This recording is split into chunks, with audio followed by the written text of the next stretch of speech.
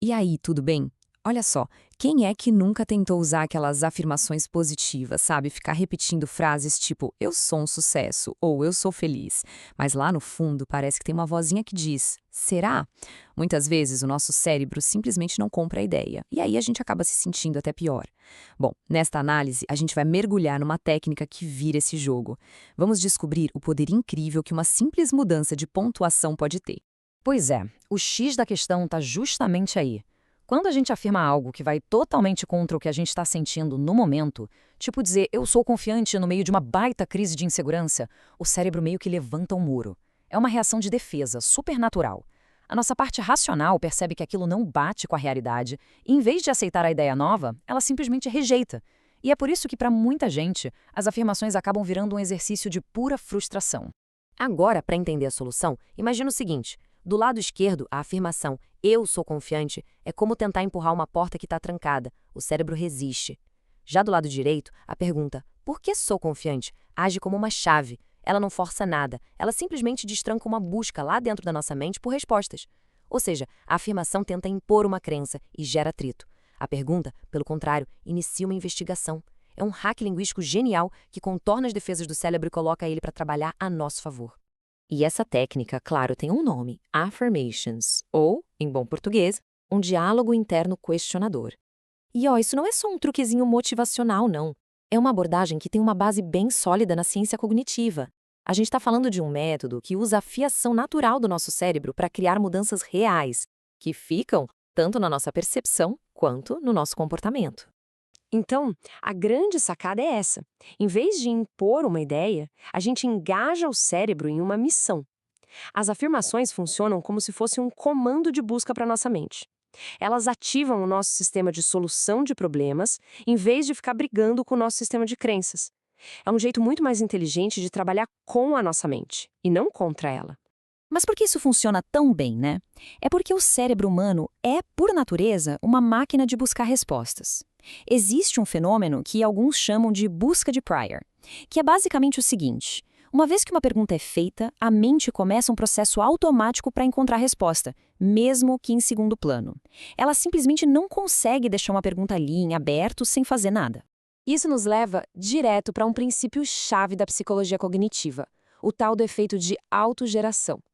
Vários estudos mostram que a gente acredita e lembra muito mais daquilo que a nossa própria mente produz. Uma afirmação é passiva, sabe? A gente só recebe a informação. Mas uma pergunta, ela força a gente a ser ativo, a vasculhar nossas memórias e encontrar as nossas próprias evidências. E a conclusão que a gente mesmo tira, essa sim é infinitamente mais poderosa.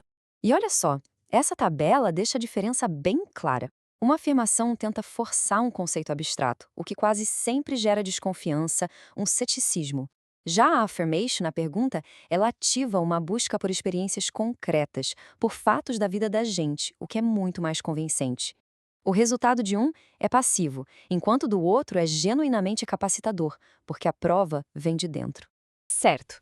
Agora, e a longo prazo? Como é que isso se desenvolve? A gente não está falando só de uma reaçãozinha de momento. Essa prática tem o poder de literalmente reconfigurar os circuitos do nosso cérebro através de um processo que a neurociência conhece muito, muito bem. Essa frase famosa é o resumo perfeito da neuroplasticidade.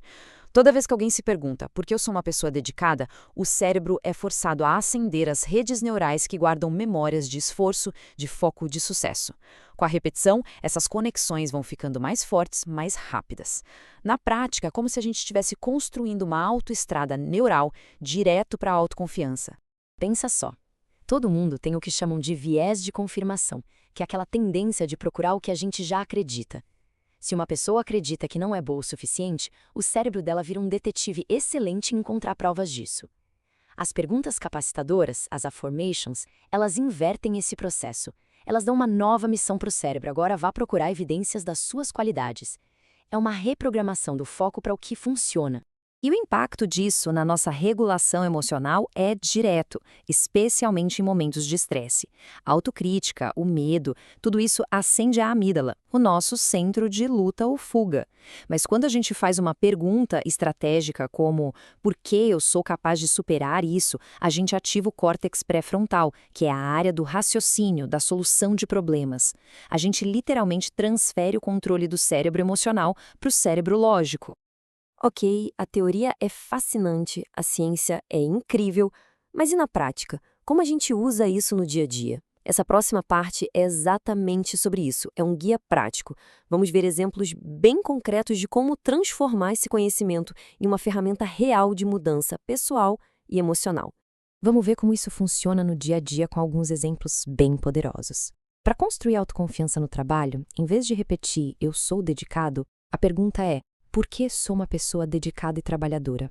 Automaticamente a mente vai começar a buscar: aquele projeto que entreguei, aquelas horas extras, provas reais. No aprendizado, em vez da frustração, a questão é: por que eu aprendo tão rápido com meus erros? Isso transforma uma falha numa oportunidade. E para momentos mais difíceis, perguntar: como posso ser feliz hoje com o que já possuo? Não nego o sofrimento, mas direciono o foco para a gratidão e para o que existe de bom no presente.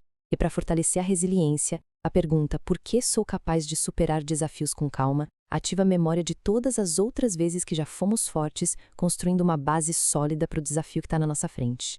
E este, no fim das contas, é o ponto-chave. O objetivo não é só ficar pensando positivo de forma passiva, sabe? Torcendo para que as coisas melhorem. A ideia aqui é fazer uma investigação interna, ativa e estratégica. É usar a linguagem para se tornar o arquiteto da própria mente. E para fechar, fica aqui essa reflexão. Cada pensamento, cada pergunta que a gente faz para si mesmo é uma linha de código, uma linha que programa a nossa percepção, as nossas emoções e, claro, as nossas ações. A grande questão é, o programa que está rodando na nossa cabeça agora, ele está construindo a realidade que a gente realmente deseja viver? A escolha da pergunta, essa sim, está nas nossas mãos.